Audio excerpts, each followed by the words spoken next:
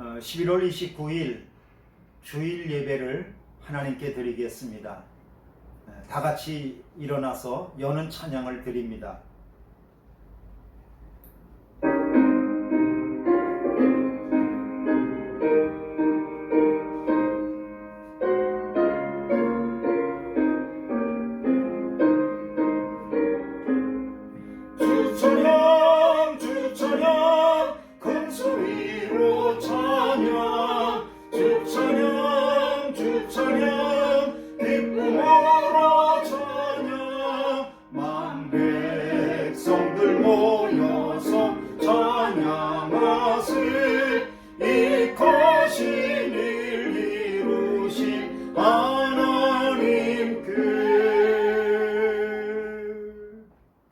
인애와 진리가 같이 만나고 의와 화평이 서로 입맞추었으며 진리는 땅에서 솟아나고 의는 하늘에서 굽어보도다. 여호와께서 좋은 것을 주시리니 우리 땅이 그 산물을 내리로다. 하나님, 예수 강림절 첫째 주일을 맞이하여 주님의 오심을 기다리며 예배합니다. 우리가 드리는 경배와 찬양을 받아주시옵소서. 예배하는 내내 하나님의 영광이 임하여 주셔서 예배하기 이전과 예배하기 이후가 달라지게 하시되 성령으로 인한 변화가 있게 하여 주시옵소서. 오직 하나님께만 영광 돌리기를 소망하며 예수 그리스도의 이름으로 기도하였습니다. 아멘. 찬송가 96장입니다.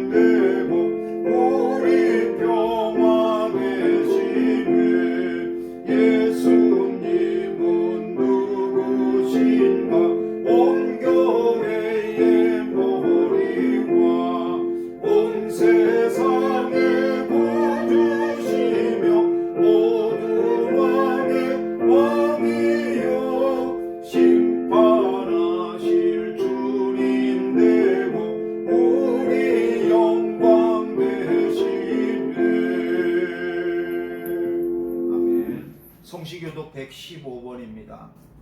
115번입니다.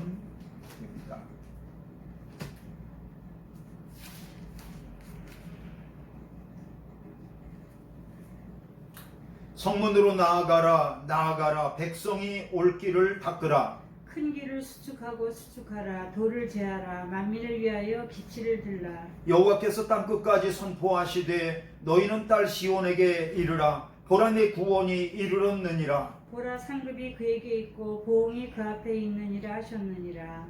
사람들이 너를 일컬어 거룩한 백성이라. 여호와께서 구속하신 자라 하겠고 또 너를 일컬어 찾은 바 된 자여 버림받지 아니한 성읍이라 하리라. 선지자 이사야의 책에 쓴 바 광야에서 외치는 자의 소리가 있어 이르되 너희는 주의 길을 준비하라. 그의 오실 길을 곱게 하라. 모든 골짜기가 메워지고 모든 산과 작은 산이 낮아지고 굽은 것이 곧아지고 험한 길이 평탄하여질 것이요 모든 육체가 하나님의 구원하심을 보리라 함과 같으리라. 아멘. 사도신경으로 신앙을 고백하겠습니다. 전능하사 천지를 만드신 하나님 아버지를 내가 믿사오며 그 외 아들 우리 주 예수 그리스도를 믿사오니 이는 성령으로 잉태하사 동정녀 마리아에게 나시고 본디오 빌라도에게 고난을 받으사 십자가에 못 박혀 죽으시고 장사한 지 사흘 만에 죽은 자 가운데에서 다시 살아나시며 하늘에 오르사 전능하신 하나님 우편에 앉아 계시다가 저리로서 산 자와 죽은 자를 심판하러 오시리라. 성령을 믿사오며 거룩한 공회와 성도가 서로 교통하는 것과 죄를 사하여 주시는 것과 몸이 다시 사는 것과 영원히 사는 것을 믿사옵나이다. 아멘. 송영 1장입니다.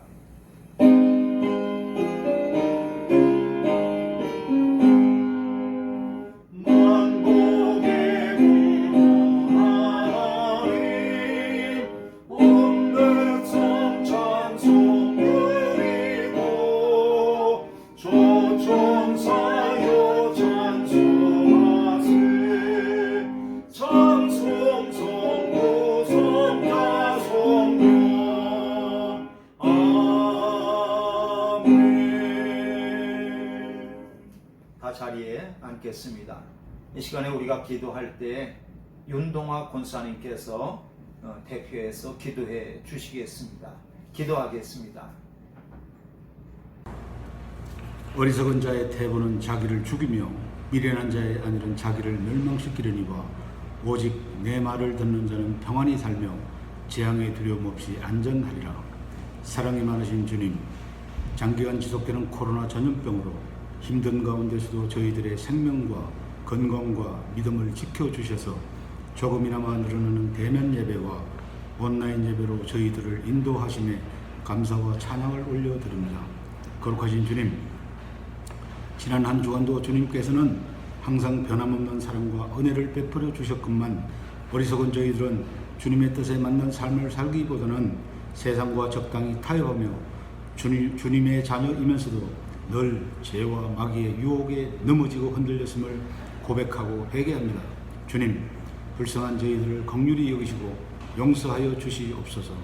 이 시간 다시 한번 전해지는 목사님의 설교를 통하여 약한 영혼이 치료되게 하시고 믿음이 회복되며 너사는 마음을 다잡아서 주님의 자녀된 삶을 살기에 부족함이 없도록 주님 도와주시옵소서. 우리의 지혜와 능력 되시는 주님, 올 한 해 정말 확산되는 전염병 앞에 저희 인간의 힘으로는 아무것도 할 수 없음을 깨달았습니다. 주님, 이제는 정말 저희들의 나약함과 교만함을 회개하오니 이 전염병도 주님 통치하여 주시옵소서. 또한 코로나 전염병 확진자와 그 가족들에게도 성령님께서 치료와 평안을 허락하여 주시고 예수 그리스도의 보혈로 속히 치유되게 하사 그 두려움과 공포에서 벗어나게 도와주시옵소서. 또한 전염병 확산 방지와 치료를 위해 애쓰시는 수많은 의료진과 봉사자들을 감염의 위험으로부터 보호해 주시고 주께서 저들에게 능력과 지혜를 더하여 주셔서 하루속히 이 전염병 사태를 종식되게 주님 역사하여 주시옵소서. 사랑의 주님, 정말 힘든 한 해가 지나가고 또다시 새로운 한 해가 시작됩니다.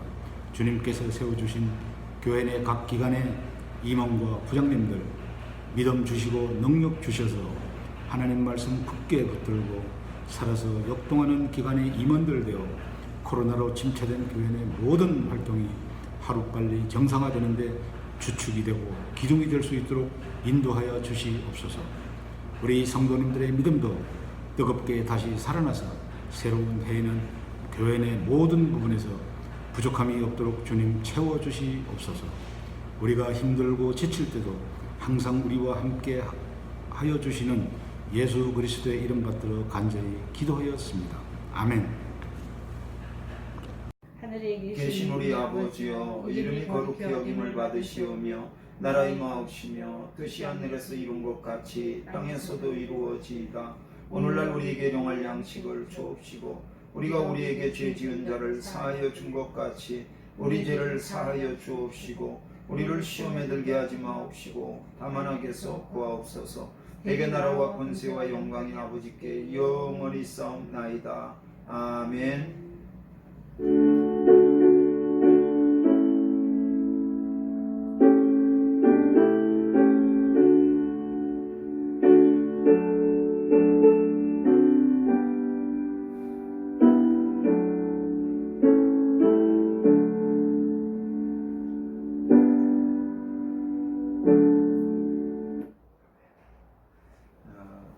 이 시간에는 우리가 하나님 앞에 드릴 예물을 손에 붙잡고 하나님 앞에 봉헌 기도를 드리겠습니다.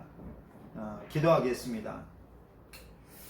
하나님이 제 삶의 우선순위가 되십니다.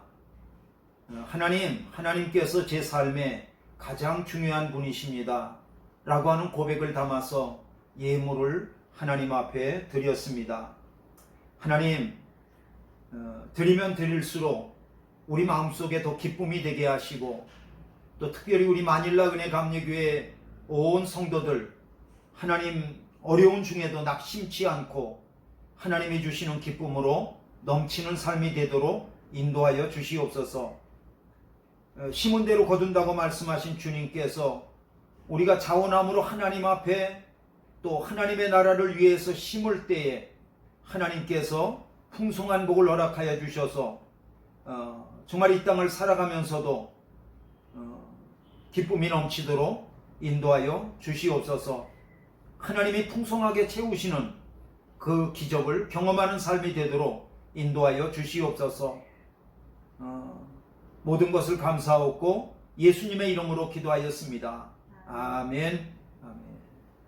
하나님께서 우리에게 주시는 말씀을 같이 읽겠습니다.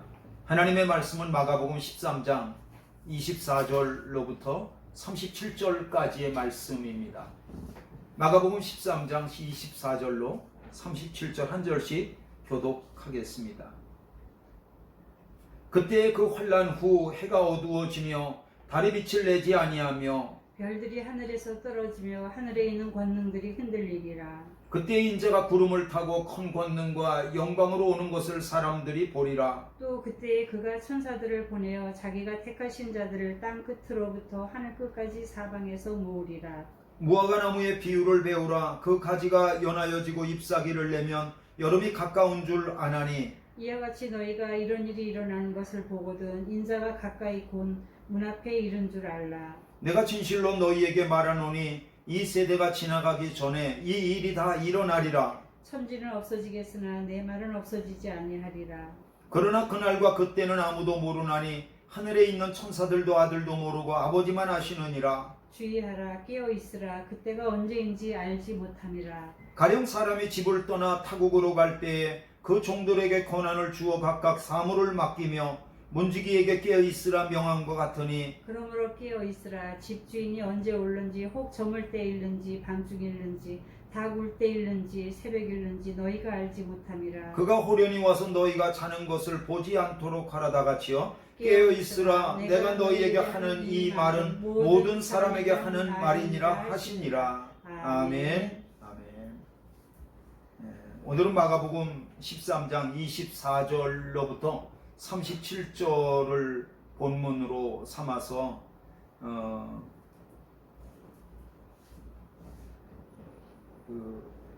기대하라, 기억하라, 또 기대하라 라고 하는 제목을 가지고 하나님의 말씀을 들으며 은혜를 받겠습니다. 먼저 기도하고 말씀 듣겠습니다. 하나님 아버지, 성령께서 오셔서 정말 마지막 때에 천사장의 나팔 소리가 들려오려고 하는 이때에 우리가 어떤 믿음을 가지고 주님을 기쁘시게 할 수 있는지 말씀을 들을 때 은혜 받게 하여 주시고 우리의 삶이 하나님의 말씀에 합당하도록 만들어져 가게 하여 주시옵소서. 말씀을 통해서 은혜 받기를 소망하며 예수님의 이름으로 기도하였습니다. 아멘.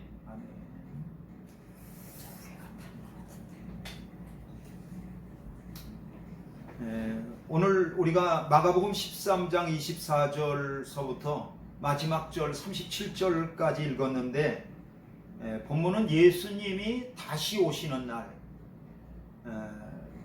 그 세상 끝날에 관한 예수님의 예언의 말씀을 우리에게 전하고 있습니다. 오늘 예수님의 말씀은 제자들이 예루살렘 성전에서 함께 성전을 보면서 감탄하는 이야기에서 시작이 됐습니다. 마가복음이 시작되는 오늘 이 이야기가 시작되는 마가복음 13장 1절을 보면 이런 말씀이 있어요. 선생님이여 보소서, 이 돌들이 어떠하며 이 건물들이 어떠하니까 이렇게 써 있어요. 이것이 얼핏 보면 어떠하니까 이러니까 무슨 질문하는 것 같이는 의문문처럼 보이는데 이것은 이제 의문문이 아니고 감탄문이에요. 감탄문. 그러니까 바꿔 말하면 이런 거죠. 예수님, 이 엄청난 성전 건물 좀 보세요. 예수님, 이 엄청난 성전의 저 돌 좀 보세요. 정말 화려하고 웅장하네요. 놀랍네요. 이제 그런 뜻이죠. 갈릴리에서 살다가 오래간만에 예수님과 함께 예루살렘을 올라와서 그 성전을 보니 정말 웅장하고 그 화려한 성전에 제자들의 눈이 휘둥그레졌을 거예요. 예수님과 제자들이 함께 보았던 그 성전은 헤로드 왕이 짓기 시작한 성전인데 이미 46년 동안이나 벌써 지어왔어요. 그리고 예수님과 제자들이 볼 당시에도 계속해서 짓고 있는 중이에요. 앞으로 더 지어야 돼요. 그 유대 역사가 요세푸스라는 사람의 기록에 의하면 그 예루살렘 성전 그 돌 있잖아요. 돌이 어떤 것은 10m가 넘습니다. 그리고 예루살렘 성전에 사용한 그 돌이 어떤 것은 20m가 넘어요. 길이가. 그리고 무엇보다도 예루살렘 성전을 지을 때 사용한 그 돌이 대리석이었었는데, 흰 대리석이었는데 멀리서 그 대리석을 바라보면 마치 흰 눈이 내려서 돌에 덮인 것 같이 그렇게 아름다웠다고 요세푸스는 우리에게 전하고 있습니다. 그러니 제자들이 성전을 보면서 감탄했던 것은 당연하게 보입니다. 그런데요, 그 제자들하고는 다르게 예수님께서 뜻밖의 말씀을 하셨습니다. 그게 뭐냐면 13장 2절에 나와 있는데, 예수께서 이르시되 내가 이 큰 건물들을 보느냐, 돌 하나도 돌 위에 남지 않고 다 무너뜨려지리라 하시니라. 그것은 예루살렘 성전이 장차 파괴될 것이라고 하는 예수님의 예언의 말씀이죠. 그리고 곧 이어서 예수님께서 앞으로 인자가 예수님이 다시 오실 것과 세상 끝날이 있을 것임을 그것을 말씀하셨습니다. 그리고 그때 세상 끝날이 될 때에는 어떤 징조가 세상 가운데 있는지를 말씀하셨습니다. 이런 거죠.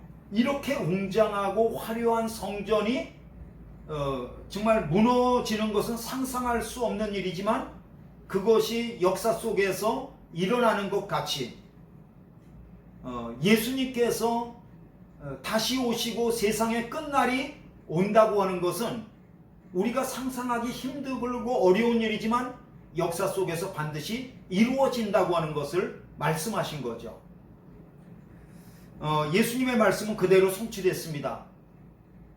예수님이 십자가에 달려 죽으시고 부활하신 이후에 AD 70년, 한 30년 좀 지나서죠. AD 70년에 로마의 티투스 장군이 군인들을 이끌고 예루살렘을 쳐들어와서 예루살렘 성전을 갖다가 다 파괴해버렸어요. 그래서 예수님이 하신 말씀은 그대로 성취됐습니다. 여러분, 예수님의 말씀이 그 예루살렘 성전의 파괴의 예언의 말씀이 성취됐던 것 같이 예수님이 다시 오시고 세상의 끝날이 올 것이라고 하는 예수님의 이 말씀도 아직은 성취되지 않았지만 곧 성취될 것이라고 저는 그렇게 믿습니다. 예수님은 영광 중에 천사들과 함께 다시 이 땅에 오실 것입니다. 그리고 예수님이 다시 오시면 그때가 바로 세상 끝날이라고 예수님은 말씀하셨습니다.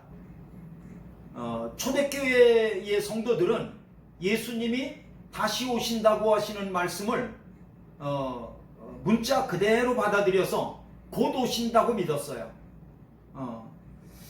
그래서 바울이 고린도 교회에 보내는 편지를 보면 고린도 교회 성도들이 예수님이 다시 오심을 갖다가 아주 간절히 기다렸다는 것을 우리에게 보여주고 있습니다. 고린도전서 1장 7절을 보면 너희가 모든 은사에 부족함이 없이 우리 주 예수 그리스도의 나타나심을 기다림이라 라고 쓰여 있습니다. 여러분, 고린도 교회뿐만 아니라 초대교회 성도들은 거의 다 보편적으로 예수님이 곧 다시 오실 거라고 믿었어요.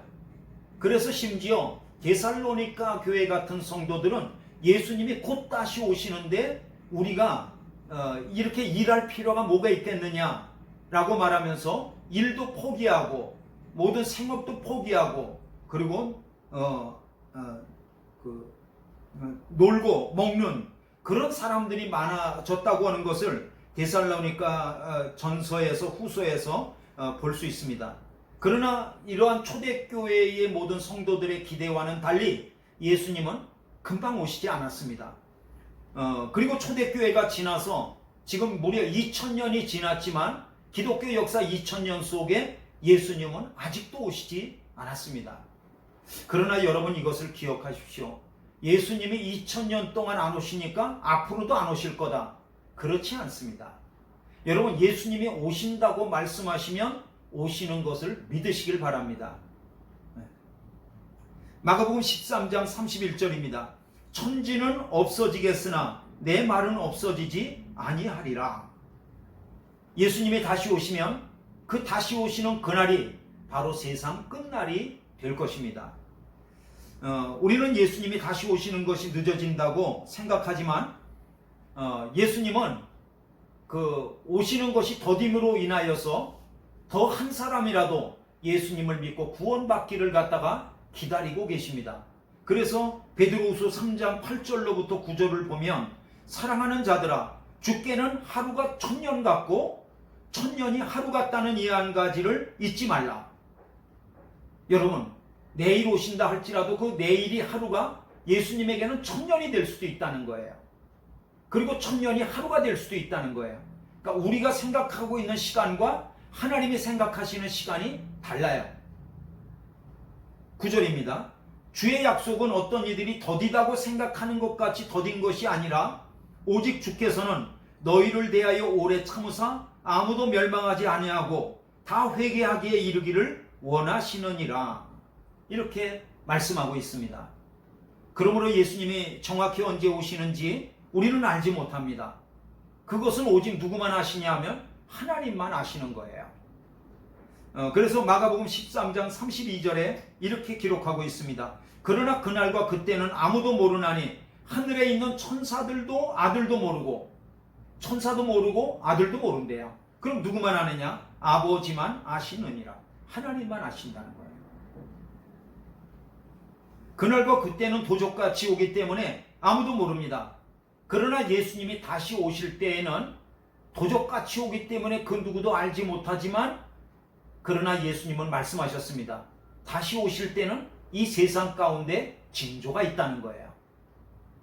징조가 있다는 거예요. 오늘 성경은 예수님이 오실 때가 되면 나타나는 5가지 징조를 우리에게 말씀하고 있습니다. 첫 번째가 뭐냐 하면 거짓 선지자가 나타나서 사람을 미혹할 것이라고 말씀하셨습니다. 여러분 13장 6절입니다. 많은 사람이 내 이름으로 와서 이르되 내가 그로라 하여 많은 사람을 미혹해 하리라. 내가 그리스도다. 내가 재림 예수다. 내가 메시아다. 그렇게 막 말한다는 그런 사람이 많아진다는 거예요. 우리나라도 1930년도부터 지금 2000년, 20년까지 자칭 예수, 직통 계시 이런 사람들이 41명입니다. 41명. 둘째는 많은 전쟁의 소문이 있습니다. 마가복음 13장 7절입니다. 난리와 난리 소문을 들을 때 두려워 말라. 이런 일이 있어야 하되 끝은 아직 아니니라. 난리와 난리, 전쟁이 점점 그 소식이 많아진다는 거예요. 그러면 예수님의 올 때가 가깝다. 세 번째는 곳곳에 지진과 기근이 있다고 하였습니다. 마가복음 13장 8절입니다. 처처에 지진이 있으며 기근이 있으리니 이는 재난의 시작이니라. 지진, 그리고 배고픔, 굶주림, 기근, 이것이 징조입니다. 넷째는 그리스도인들이 예수님을 믿는다는 이유로 핍박을 받는 것입니다. 마가복음 13장 9절입니다. 너희는 스스로 조심하라. 사람들이 너희를 공회에 넘겨주겠고 너희를 회당에서 매질하겠으며 나를 인하여 너희가 관장들과 임금들 앞에 서리니 이는 저희에게 증거되려 함이라 라고 말씀하고 있습니다. 그리스도인들이 그리스도를 믿는다는 이유 때문에 핍박을 받고 박해를 받는다. 그리고 다섯 번째입니다. 복음이 만국에 전파되어야 할 것입니다. 마가복음 13장 10절입니다. 또 복음이 먼저 만국에 전파되어야 할 것이니라 라고 나와 있습니다. 그러니까 예수님이 오시기 전에 복음이 만국의 모든 나라, 모든 족속에게 전파되면 그때 예수님이 오신다는 거예요. 여러분, 이 세상 끝날에 관한 징조가 5가지가 있는데 이 5가지가 모두 다 중요합니다. 그러나 그 중에서도 가장 중요한 것이 있습니다. 5가지 중에도. 그것이 뭐냐면 5번째, 예수 그리스도의 복음이 천하 만국에 모두 전파되어야 그때야 예수님이 다시 오시고 세상 끝날이 온다는 거예요. 5가지 징조 중에 나머지 4가지 그 예수님의 복음이 전파되는 것 외에 나머지가 다 이루어졌다 할지라도 복음이 만국에 전파되는 것이 이루어지지 않으면 예수님은 안 오셔요. 예수님은 안 오십니다. 아직 때가 아닙니다. 세계 성서 공회 연합회라고 하는 기관이 있습니다. 그런 그 기관이 있는데 2015년도 세계 성서 번역 현황 보고서라는 것이 있는데 그 발표에 따르면 성경이 총 2935개의 언어로 번역됐대요. 2935개의 언어로. 우리는 아마 이 말을 듣기 전에는 그렇게 많은 언어가 있었냐고 그렇게 말할지 모르겠는데 2935개의 언어로 번역해서 각 나라와 민족과 종족에게 그걸 나눠준 거죠. 그런데 전 세계에 몇 개의 언어가 있냐 그러면 6887개의 언어가 있대요. 그러니까 6887개의 언어 중에서 2935개의 언어로다가 번역됐으니까 앞으로 이 성경이 이제 번역이 되는 그 언어가 약 한 3,900개 정도 이상이 더 그 언어로다가 번역이 되어야 예수님이 오신다는 거죠. 그러나 이제 이 언어라고 그래서 많은 사람들이 그 언어를 가지고 있는 게 아니에요. 그 언어를 쓰는 그 종족이 수가 점점 줄어들고 사라져가고 있어요. 문명의 세계가 그들의 살고 있는 터전으로 밀고 들어가면서 점점 더 그런 자기들만의 언어를 가지고 있는 소수 민족과 종족이 이제 없어지는 거죠. 그리고 이제 성경을 번역하고 그렇게 해서 그들에게 복음을 전하려고 하는 선교사들의 그 활동이 많아지면서 이 언어의 숫자는 점점 줄어들고 복음의 전파는 점점 더 속도가 빨라질 거라고 예상이 됩니다.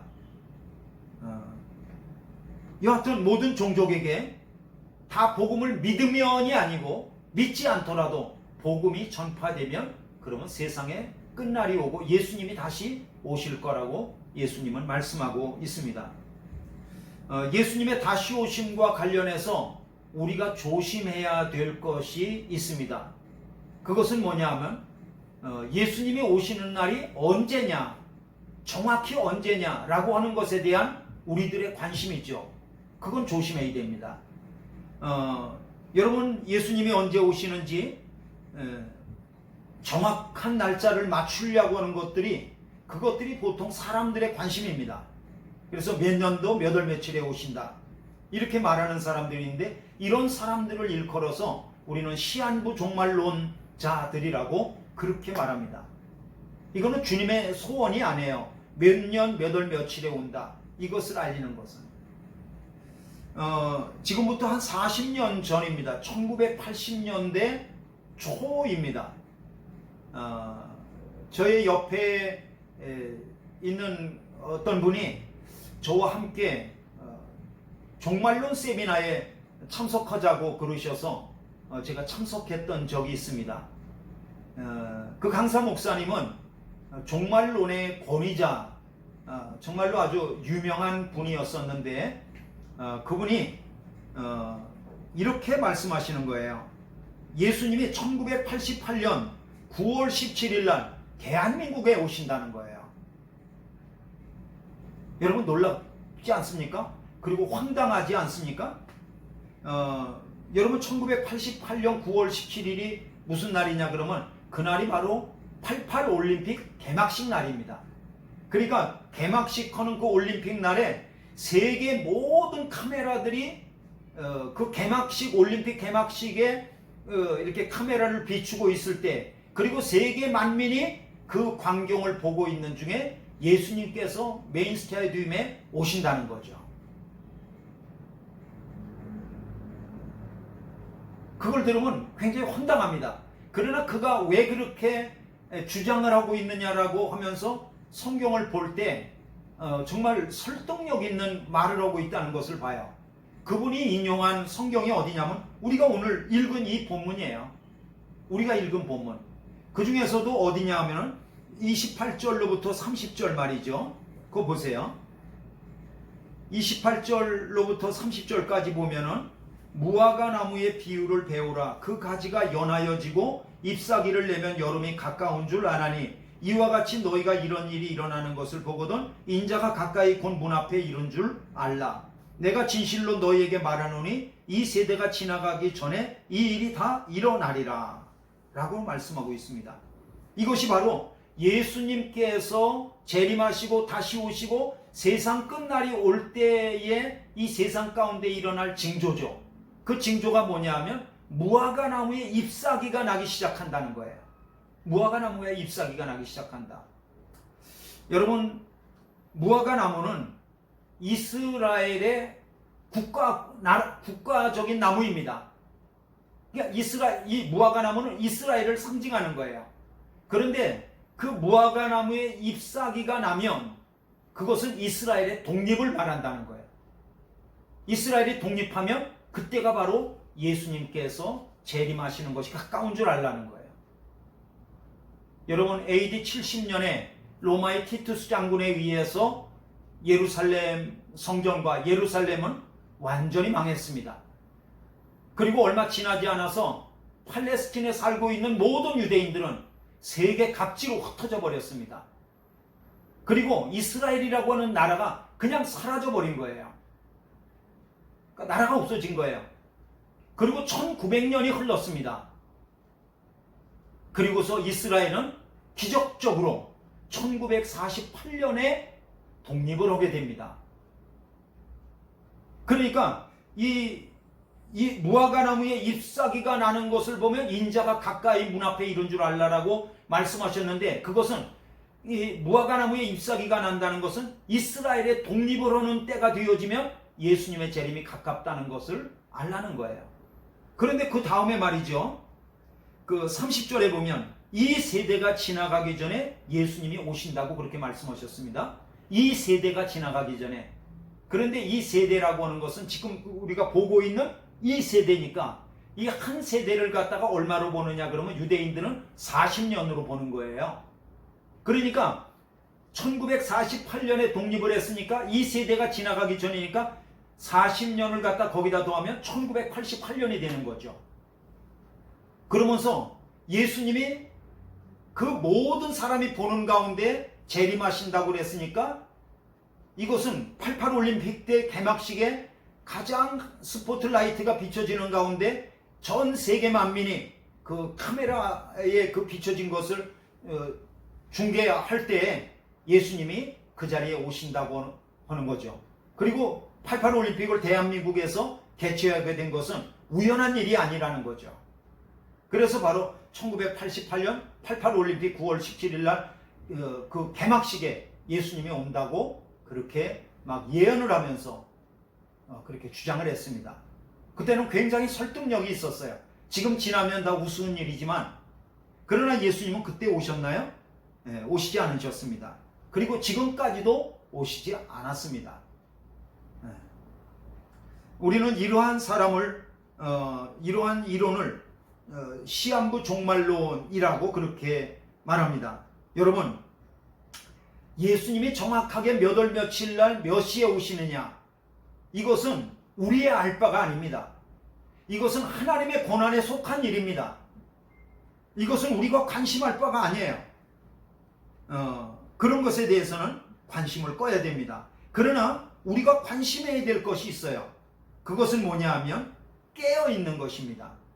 항상 예수님이 언제 오신다 할지라도 예수님이 오시는 것을 맞이할 수 있도록 준비가 되어 있는데, 그 준비한 것이 뭐냐면 깨어있는 거예요. 여러분 13장 33절 보십시오. 주의하라, 깨어있으라, 그때가 언제인지 알지 못함이니라. 그러니까 예수님이 언제 재림하시고 세상의 끝날이 올 건가, 그거에 대해서는 관심하지 말고 언제든지 깨어있는 것에 관심하라는 것이 예수님이 우리에게 주시는 말씀입니다. 여러분 33절로부터 37절까지 여러분 그 5절 안에 깨어있으란 말이 몇 번 쓰여 있냐 그러면은 4번 쓰여 있습니다. 깨어있으라, 깨어있으라, 깨어있으라, 깨어있으라. 여러분 예수님이 왜 깨어있으란 말을 이렇게 4번씩이나 이 짧은 말씀 속에서 강조하고 계시는 걸까요? 준비하는 사람이 어떤 태도가 관심해야 될 것이 가장 중요한가라고 할 때 깨어있으라고 그러는 것을 왜 여러 번 강조하실까요? 이것이야말로 예수님이 재림하실 때, 세상 끝날이 올 때 우리가 준비해야 될 믿음 중에 제일 중요한 것이 뭐냐면 깨어 있어야 된다고 하는 것을 강조하시는 거죠. 강조하시는 거죠. 여러분 깨어 있다고 하는 것은 문자 그대로 잠자지 말고 있으라는 말씀이 아니라는 것은 누구나 다 압니다. 그러나 깨어 있는다고 하는 것이 무엇을 뜻하는가? 여러분 깨어 있는다는 것은 우리가 살아가면서 이 세상이 100년, 1000년 있을 것처럼 이 땅에 무게중심을 두고 여기만 땅만 바라보고 사는 것이 아니라 눈을 들어서 다시 오시는 예수님이 언제 오신다 할지라도 내가 맞이할 것이라고 하는 것을, 그 하나님의 나라와 예수님의 다시 오심을 늘 바라보면서 의식하면서 살아가라는 거죠. 그게 깨어있는 것입니다. 저도 이 오늘 말씀을 읽으면서, 그리고 또 이 말씀을 여러분들에게 전하기 위해서 준비하면서 저는 제 자신에게 물어봤습니다. 나는 깨어있는가? 나는 예수님의 다시 오심을 갖다가 정말 간절히 기다리고 있는가? 그리고 나는 이 세상에 무게중심을 두지 않고 예수님의 다시 오시는 것을 바라보면서 무게중심을 예수님의 다시 오심에 두고 살아가고 있는가? 나 자신에게 이렇게 물어봤어요. 그랬더니 아니에요. 그러질 못하고 있는 거예요. 오늘 말씀은 여러분들에게 하기 전에 제가 먼저 들어야 될 말씀입니다. 저는 예수님이 다시 오실 것에 대해서 머리로다가 너무나 잘 알고 있었어요. 그리고 예수님이 다시 오실 것을 내 입으로 늘 고백합니다. 어떻게 해요? 저리로서 산 자와 죽은 자를 심판하러 오시리라. 여러분 사도신경 그 고백하면 날 그렇게 고백할 때마다 예수님의 다시 오심을 입으로 고백하고 시인하는 거 아니에요? 그러나 머리로 알고 있고 입으로 시인하지만 제 마음속과 제 마음의 눈이 다시 오시는 예수님을 갖다가 그렇게 사모하고 기다리고 있었냐? 아니요. 나 그러지 못했어요. 오늘 이 말씀 정말 잘 됐습니다. 우리가 이렇게 잠자고 있던 믿음을 이 말씀을 통해서 다시 한번 깨우는 거예요. 그리고 다시 오시는 예수님을 다시 한번 옷을 털고 일어나서 바라보는 거죠.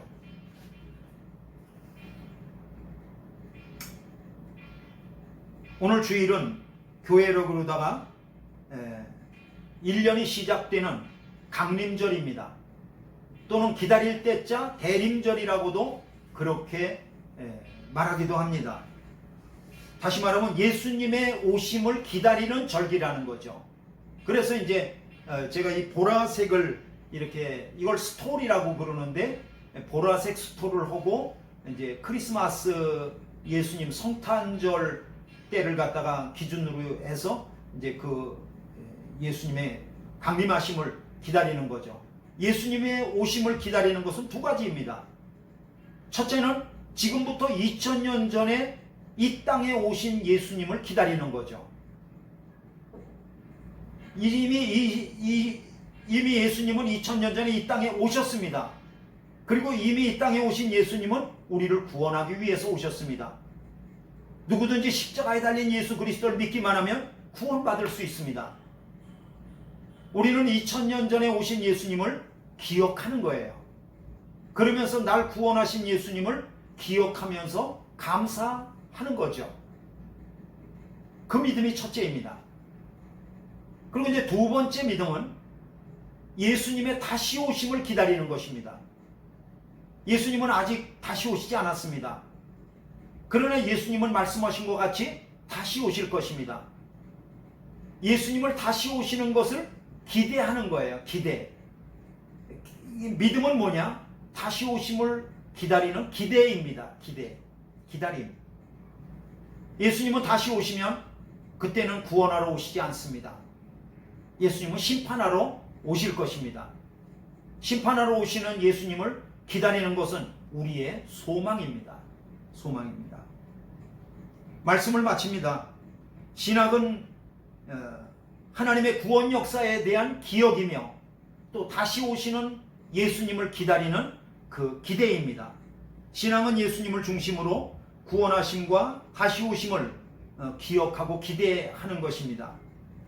혹시 말씀을 듣는 중에 내가 잠자고 있는 믿음을 갖고 있었구나, 내가 믿음에 잠을 자고 있었구나 라고 생각되어지면 다시 한번 퍼뜩 깨어나시기를 그렇게 바랍니다.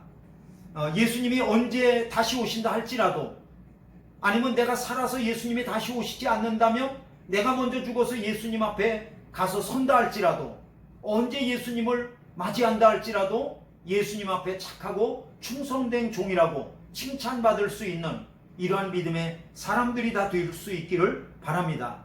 이런 믿음이 바로 깨어있는 믿음입니다. 모쪼록 이런 깨어있는 믿음의 은혜가 함께 하시기를 주님의 이름으로 축원합니다. 기도하겠습니다. 하나님 아버지, 은혜와 사랑을 감사합니다. 예수님은 2000년 전에 이 땅에 오셨고 재림하시는 예수님은 앞으로 오시겠지만 다시 오시는 예수님까지 늘 기대하고 기억하며 살아가는 복된 하나님의 백성 되게 하여 주시옵소서. 예수님의 이름으로 기도하였습니다. 아멘. 아멘. 교회 소식을 전하겠습니다. 교회 소식에 별다른 것은 없습니다. 여러분 할 수 있으면 코로나가 끝나고 마스크를 벗을 날이 오겠지. 물론 저도 그렇게 바라고 있습니다.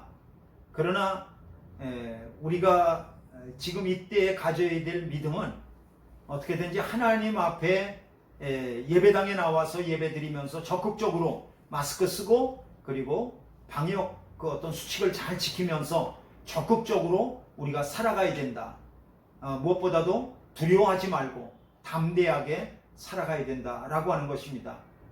여러분 할 수 있으면 이 방역 정책이나 이런 것에 어긋나지 않는 한도 내에서 철저하게 적극적으로 하나님 앞에 대면 예배하면서 나아가실 수 있기를 그렇게 권면합니다. 다 자리에서 일어나시겠습니다. 자리에서 일어나셔서 찬송가 부르겠습니다. 찬송은 249장입니다.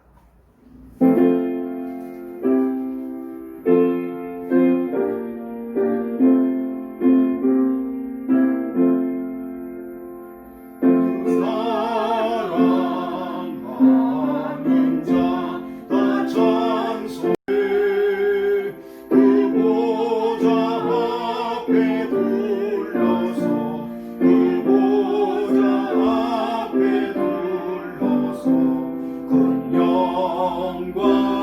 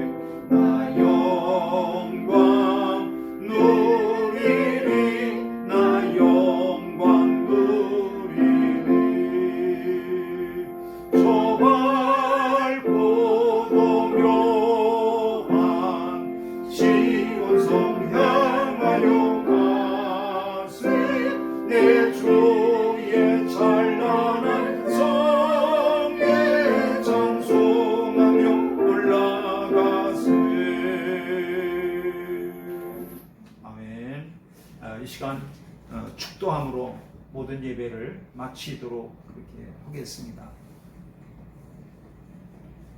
어두운 세상의 빛으로 오시어서 길과 진리와 생명 되신 우리 주 예수 그리스도의 은혜와 혼돈과 공허와 흑암과 기품의 이 세상의 빛을 만드신 하나님 아버지의 위대하신 사랑하심과 성령님의 위로와 교통하심이 개인적으로, 사업적으로, 교회적으로 코로나 때문에 여전히 절망이 되지만 그런 가운데도 다시 오시는 주님을 바라보며 소망 가운데 일어나서 깨어있어 살아가기를 소망하는 모든 성도들 위해, 가정 위에, 기업 위에, 자녀들 위해 영원토록 함께 하시기를 간절히 축원하옵나이다.